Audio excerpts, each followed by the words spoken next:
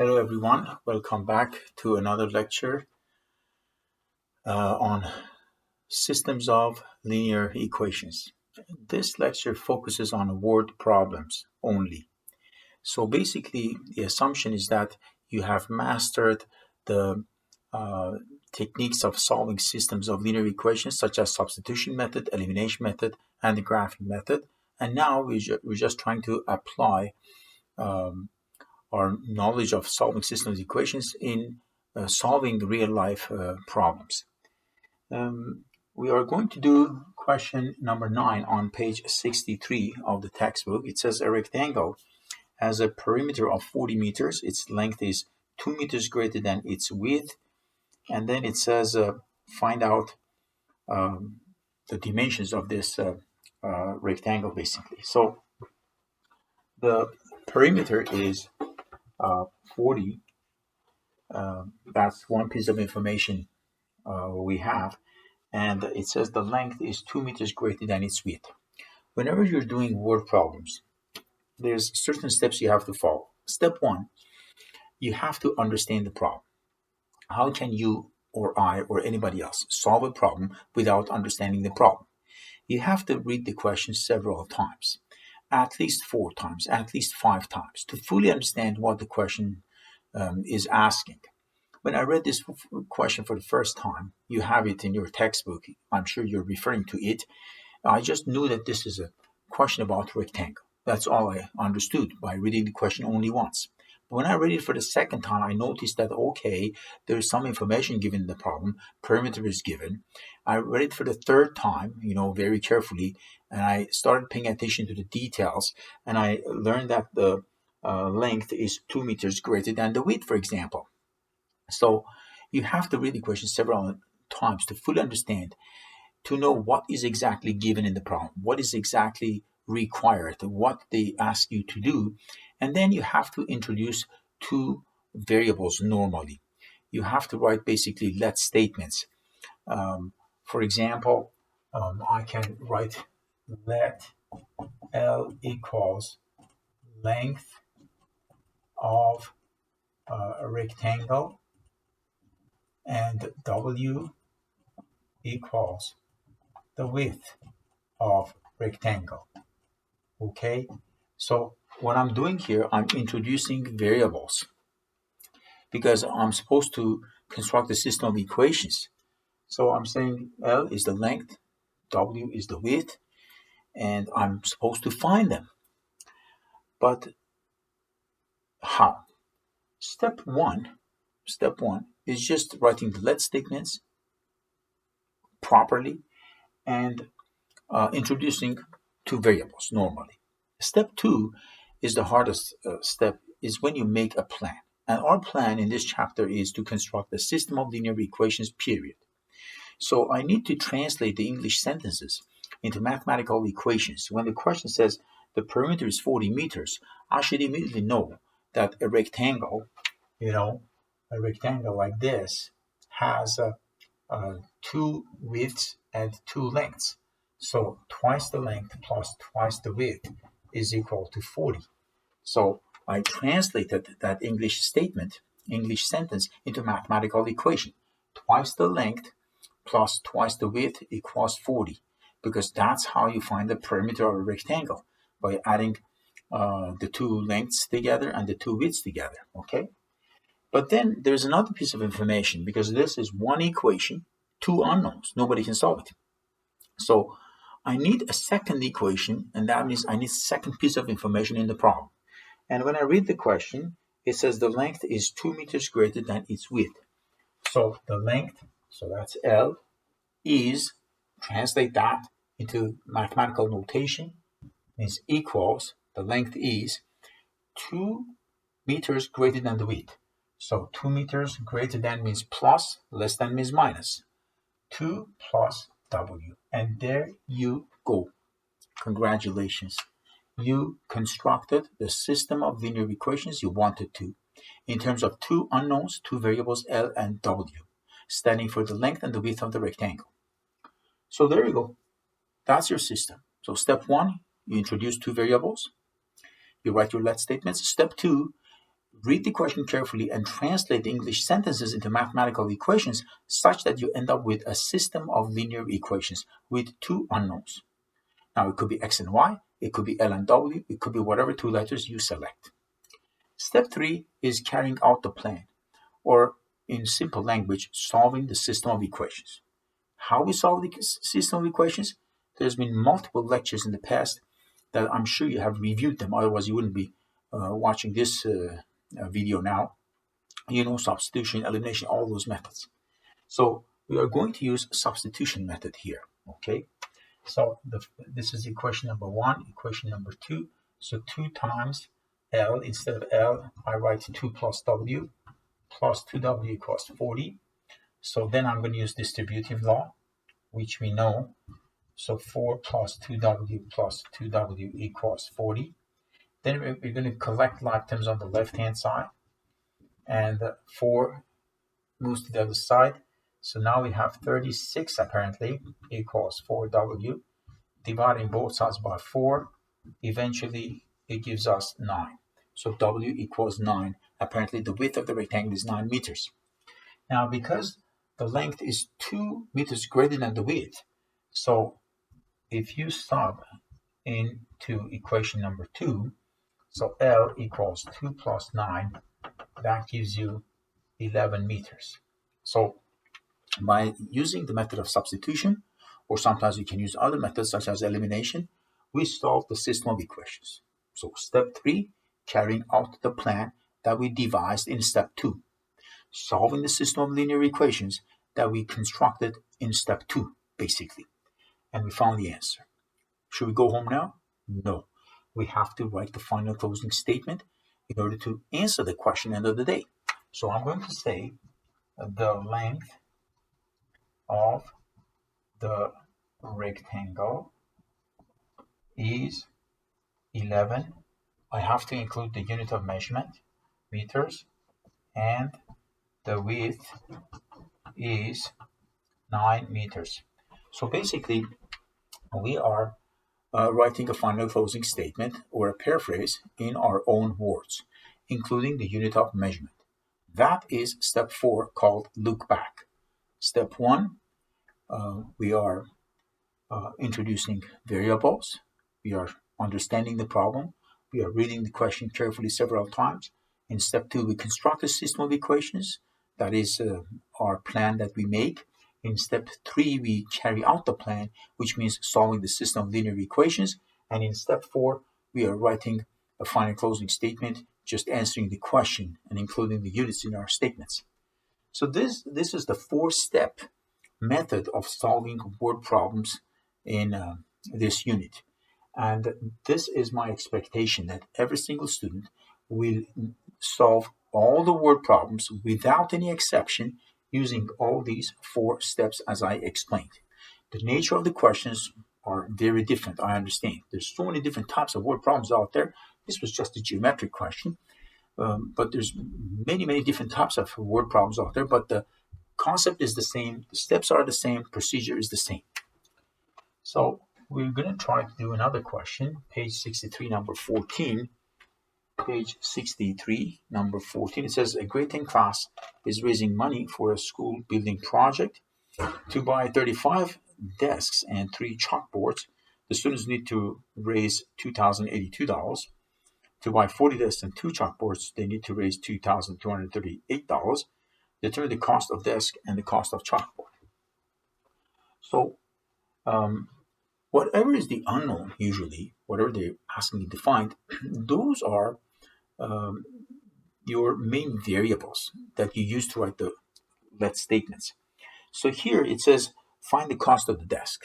Okay, so I'm going to write my let statements. Let D equals cost of desk, or cost of one desk in dollars. Okay, and then for the chalkboard, I use letter C, so cost of purchasing one chalkboard, okay, in dollars. So you see that you have to define your variables very clearly. Some students, they write let D equal desk. How could a desk where students are like sitting behind the desk and they do their work, how could a desk be equal to a letter from English alphabet? Some students write C equals chalkboard.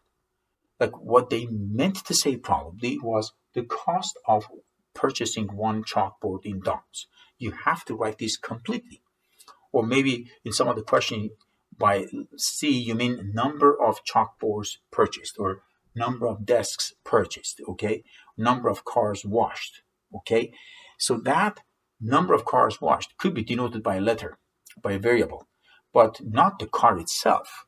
How can you say let C equals car? C is not equal to car, but number of cars washed could be represented by variable C, of course. Same thing here. You have to be very meticulous here. Okay, now the question says 35 desks and 3 chalkboards. So 35 desks. So 35 desks, each desk costs D dollars, which we don't know. So that gives us 35 times D, which is the amount of money they have to pay to buy 35 desks. And for 3 chalkboards, so we add with 3C, and apparently they paid $2,082. $2,082. And then the question says that to buy 40 desks, so 40 times D, and chalkboards, 2 chalkboards only, okay, they had to pay $2,238. So $2,238. Okay, so as you see, by translating English sentences into mathematical equations, we could just construct our system of equations. The rest is just solving the system of equations, okay? In whatever way we want, we can solve the system. And then when we find the value of D and C, then we can say, okay, we can write the final closing statements.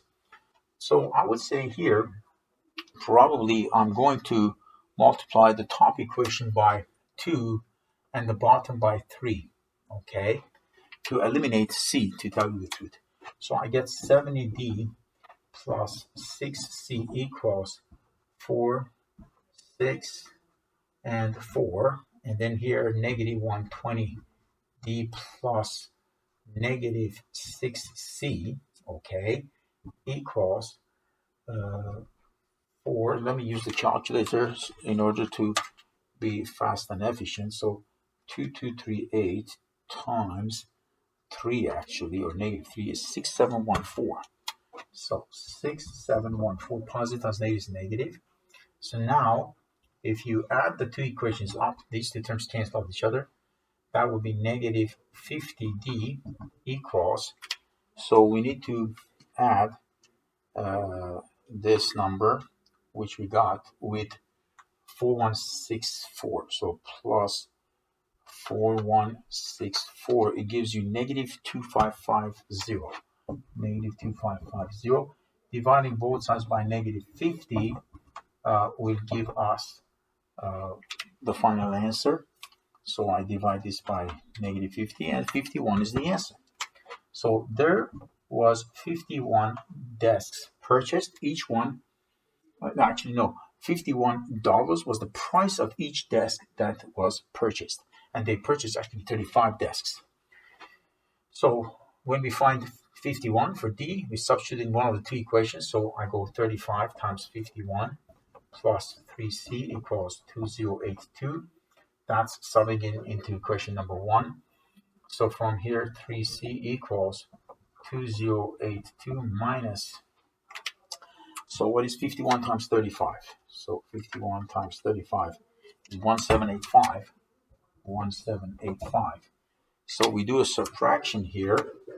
So subtraction 2082, 297 divided by 3 is 99. So 297 divided by 3 is 99. So apparently the chalkboard is worth $99. So now we're going to say they purchased, okay, they purchased 50, they purchased each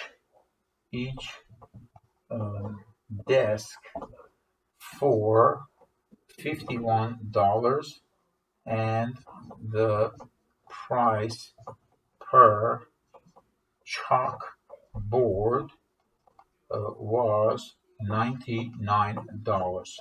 Okay, so that's what you can write in your own words for the paraphrase. That's question number 14 on page 63. That was another word problem. You see that the nature of that was not geometric at all, but we solved it. And there's another question, number 8, page 62. It says Courtney paid a one-time registration fee to join a fitness club. She also pays a monthly fee. After 3 months, she had paid $315, but after 7 months, she had paid $535. Now it says find the registration fee and the monthly fee. So I'm going to say let R equal to registration fee in dollars, and other than registration fee, monthly fee. So let M equal the monthly fee that she has to pay. Okay, so that's my introducing all the variables. Okay, I write my let statements. She pays, so after 3 months, she had paid $315. So 3 months, so that means that every month she made M dollars. Okay, so 3 months, that's $3M. But then the registration fee is a fixed fee that she had to pay. So if you add them up, the total was $315. And then after 7 months, so that's registration fee plus 7M for 7 months, she paid $535. Okay, so this is again step 2, or constructing of our system of linear equations. Now this one is easy to solve because if you subtract the first equation from the second equation, you see that R and R are the same, so R minus R will cancel out each other. So if this is equation number 1, this is equation number 2, I'm going to go 2 minus 1. So equation 2 minus equation 1. I'm using subtraction method, which is a special case of elimination method. So R minus R cancel out each other. 7M minus 3M will be 4M, right? And 535 minus 315, if you do the subtraction, so we can use the calculator. 535 minus 315, that's 220. Okay, so if you divide both sides by 4, that would be 505. Am I right? So, or no, not 505, but 55. It is $55. All right, so $55. That's the monthly fee, okay? And the registration fee will be found by substituting back in the equation. So you can sub into 1, R plus 3 times 55 equals 315. So R will be 315, take away 3 times 55. So we can use the calculator. 315 minus 3 times 55, that's $150. Okay, so R equals $150 is the registration fee. So in the finding closing statement, step 4, we're going to say registration fee is $150, and monthly fee is $55 for this fitness club. Okay, so you see that the nature of these problems are completely different, but every single question is done in the same way with the same structure. Step 1, step 2, step 3, step 4. So now all you have to do is to practice and practice and practice. Thank you very much. Have a good day.